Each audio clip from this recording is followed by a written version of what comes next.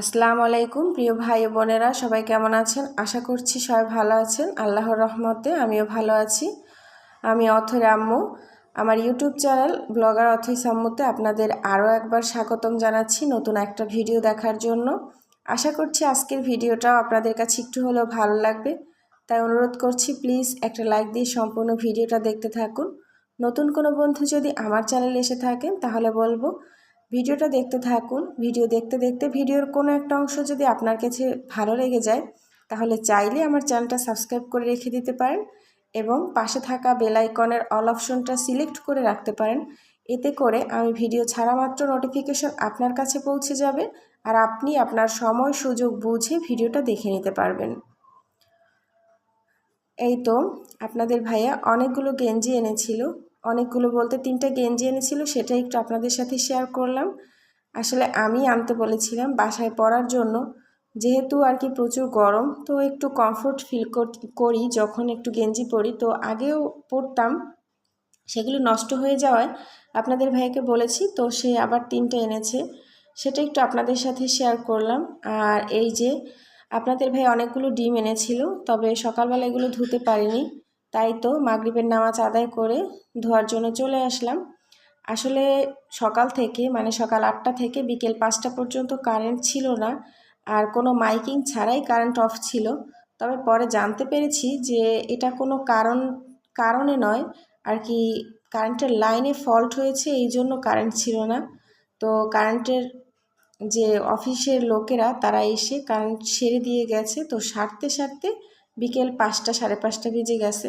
তো এরপর কারেন্ট আসে, তখন আমি একটু শুয়েছিলাম, তখন ধুইনি। তো এই তো সন্ধ্যার পর মানে মাগরিবের নামাজের পর এসে ধুয়ে নিচ্ছি এখন ডিমগুলো। এক ফোঁটা পানিও ট্যাঙ্কিতে ছিল না, সেই জন্যই ধোয়া হয়নি। ভেবেছি যে যখন কারেন্ট আসবে তখন পানি উঠালে তারপর ধুয়ে নিব। তো এই তো ডিমগুলো ধোয়া শেষ। এগুলো আপনাদের ভাইয়া তার স্কুলের ওইখান থেকেই কিনে নিয়ে আসে, যেখানে সে চাকরি করে, যে স্কুলটি একটু গ্রামের মধ্যে, সেজন্য আর কি ওইখান থেকে ডিমগুলো আনা যায়। আর এগুলো একদম ভালো ডিম, একটাও নষ্ট হবে না। তো তারপর কি করেছি, সব তরকারি মানে মাছ তরকারি সব কিছু গরম করে নিয়েছি, জাল দিয়ে দিয়েছি। আসলে মাছ ছিল না, আজকে ছিল খাসির মাংস, কাঁঠালের বিচি চিংড়ি মাছ দিয়ে রান্না, আর ছিল সাথে ডাল, মুসুরির ডাল। তো সেটাই গরম করে নিয়েছি, নইলে নষ্ট হয়ে যাবে। এরপর অফ ক্যামেরাতে নাস্তা বানিয়ে হালকা পাতলা বাচ্চাদেরকে নিয়ে খেয়েও নিয়েছি।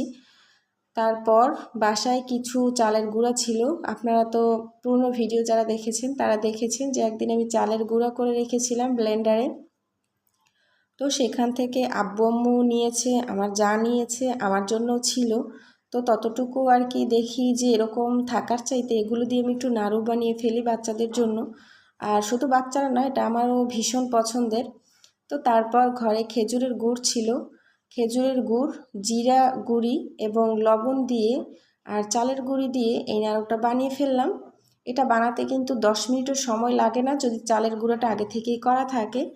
তো আমি প্রথমে কড়াইতে আর কি মিঠা দিয়ে একটু পানি দিয়ে লবণ দিয়ে ভালো করে পাক দিয়ে নিয়েছি। যখন দেখেছি মিঠাটা একটু হাতে লেগে আসতেছে আঠার মতো, লাঠা লাঠা, তো তখন আমি চালের গুঁড়ো দিয়ে দিয়েছি আর আধা চামচের মতো আমি জিরা গুঁড়ি দিয়ে দিয়েছি।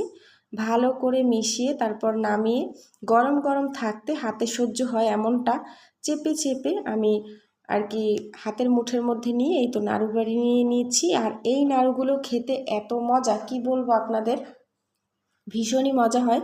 অনেকে এটার সাথে নারিকেলের গুঁড়োও নেয় আর কি, নারিকেল কোড়া, তবে আমি নেইনি। বাসায় নারিকেল নেই, এটা একটা কারণ। 2 নাম্বার কারণ হচ্ছে এত গরমে নাড়ুতে নারিকেল নিলে নাড়ুটা আর কি 2-3 দিন পরই একটা পচা পচা গন্ধ চলে আসে নারিকেলটা পচে গেলে। তো সেই জন্য জিরার গুঁড়োটা দিলে স্মেলটা সুন্দর হয়, খেতে অনেক ভালো লাগে, সেজন্য আমি জিরার গুঁড়ি দিয়েছি। এটা কিন্তু আমাদের গ্রামের ভীষণই একটা মজাদার খাবার। আপনারা কেউ কখনো খেয়ে থাকলে কমেন্টে অবশ্যই জানাবেন। আমি যখন ছোট ছিলাম তখন আমার মা এভাবে চাল ভেজে তারপর পাটায় বেটে গুঁড়ি করে চিনি অথবা মিঠা দিয়ে আর সাথে জিরার গুঁড়ি দিয়ে এভাবেই আমাদের নাড়ু বানিয়ে দিত। আর সেটা সকালবেলা খেয়ে আমরা প্রাইভেট পড়তে যেতাম, স্কুলে যেতাম, আবার সন্ধ্যাবেলা দুটো খেয়ে আমরা কিন্তু পড়াশোনাও করতে বসতাম। বিশেষ করে বলা যায় যে এটা সকাল সন্ধ্যার একটা নাস্তা হিসেবেও আমরা ব্যবহার করতাম। তবে এখন আধুনিক যুগ এসেছে, নতুন নতুন নাস্তার রেসিপি দেখে মা বোনেরা সব কিছু শিখে বাচ্চাদেরকে খাওয়ানোর জন্য চেষ্টা করে। তবে আমাদের মা যেহেতু গ্রামে থাকে, আর এটা অনেক বছর আগের জিনিস, মানে অনেক আগে থেকে, তখন কিন্তু এরকম নেট, ফোন, মোবাইল এগুলো কিছুই ছিল না। আর মায়েরা তাদের নিজের ভালোবাসা মিশিয়ে, নিজেদের মনের মাধুরী মিশিয়ে সুন্দর সুন্দর খাবার তৈরি করে, পিঠা তৈরি করে রাখতেন, আর সেগুলোই কিন্তু আমরা খেতাম। তো সব কাজ শেষে রুমে এসে দেখি, এই যে দেখেন আমার দুই সোনা পাখি খেলনা নিয়ে বিছানায় উঠে গেছে। আর এভাবেই সব সময় বিছানায় বসেই তারা দুইজন খেলাধুলা করে, আমার ছোট ছেলে আর আমার দেবরের মেয়ে। তো সেটা একটু ভিডিও করে নিলাম। তো আজকের ভিডিও এই পর্যন্ত। ভালো লাগলে লাইক, কমেন্ট, শেয়ার করতে ভুলবেন না। আসসালামু আলাইকুম।